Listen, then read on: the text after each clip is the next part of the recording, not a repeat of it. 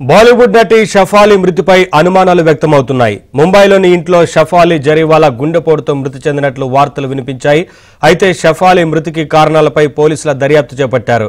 కుటుంబ సభ్యులు ఇంట్లో పనివాళ్లను ప్రశ్నిస్తున్నారు. ఫోరెన్సిక్ టీం షఫాలి ఇంట్లో ఆధారాలు సేకరిస్తోంది.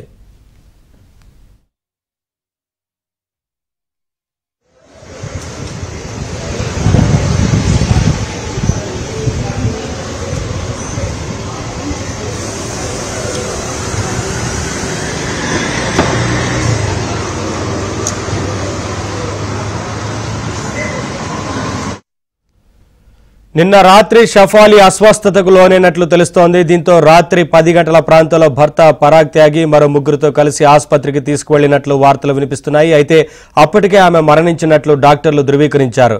మృతదేహాన్ని కూపర్ ఆసుపత్రికి తరలించారు.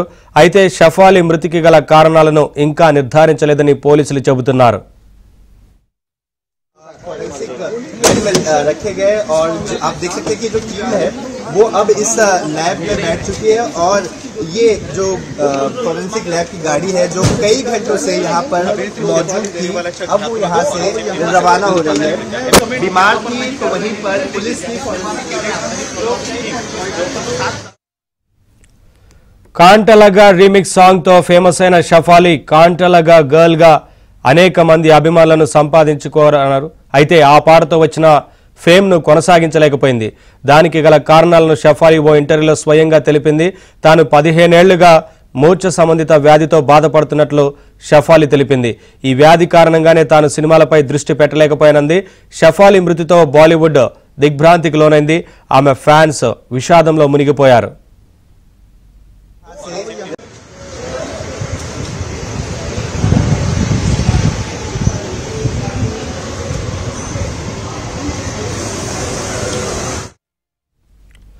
బాలీవుడ్ నటి షఫాలి మృతిపై అనుమానాలు వ్యక్తమవుతున్నాయి. ముంబైలోని ఇంట్లో షఫాలి జరీవాలా గుండెపోటుతో మృతి చెందినట్లు వార్తలు వినిపించాయి. అయితే షఫాలి మృతికి గల కారణాలపై పోలీసులు దర్యాప్తు చేపట్టారు. ఇదే అంశానికి సంబంధించి మరింత సమాచారం మా ఢిల్లీ కరెస్పాండెంట్ సతీష్ అందిస్తారు. సతీష్, పోలీసు అధికారులు ఇప్పటికే దర్యాప్తు చేపట్టినట్లుగా తెలుస్తోంది కదా, ఈ కేసులో ఏం చెప్తున్నారు, ఏంటి వివరాలు? నవీన్, కాంటాలాగా పాటతో ప్రసిద్ధి చెందిన షఫాలి జరీవాలా జూన్ అంటే నిన్న అర్ధరాత్రి మృతి చెందినట్టు తెలిసింది. ఆమె గుండె సంబంధిత ప్రధానంగా హార్ట్ స్ట్రోక్ వచ్చిందనేది కూడా వైద్యులు కూడా నిన్న హాస్పిటల్కి చేరవేసిన సందర్భంలో కూడా చెప్పినట్టు తెలిసింది. ఒక్కసారిగా ఇంట్లోనే కుప్పకూలడంతోనే ఆమె భర్తతో పాటు మరో ముగ్గురు సైతం కూడా ఆమెను వెంటనే హాస్పిటల్కి తరలించారు. కానీ హాస్పిటల్కు చేరుకునే లోపే ఆమె మృతి చెందినట్టు కూడా వైద్యులు వెల్లడించారు. అనంతరం ఆమెకు పోస్ట్ మార్టం కూడా నిర్వహించారు. ఇక దాని అనంతరం కూడా దాదాపు 42 ఏళ్ల నటి, అదేవిధంగా నటితో పాటు ఆమె మోడలింగ్ కూడా చేసింది. గతంలో కాంటాలాగా పాటతోని ప్రసిద్ధి చెందింది. అనేక మందికి సంబంధించి కూడా ఆమె చనిపోవడానికి కూడా జీర్ణించుకోలేకపోతుందని చెప్పాలి. ఇక బాలీవుడ్ సైతం కూడా దీనిపైన దిగ్భ్రాంతి వ్యక్తం చేసింది. అయితే మృతికి గల కారణాలు గుండెపోట లేదంటే ఇంకేమైనా కారణాలను కొనలను కూడా ఇప్పటికే ముంబై పోలీసులు విచారణ కొనసాగిస్తున్నారు. ప్రస్తుతం ఆమె నిన్న అర్ధరాత్రి ఎక్కడైతే గుండెపోటుకులోనైనా ఆమె అపార్ట్మెంట్కి ప్రస్తుతం పోలీసులు చేరుకున్నారు.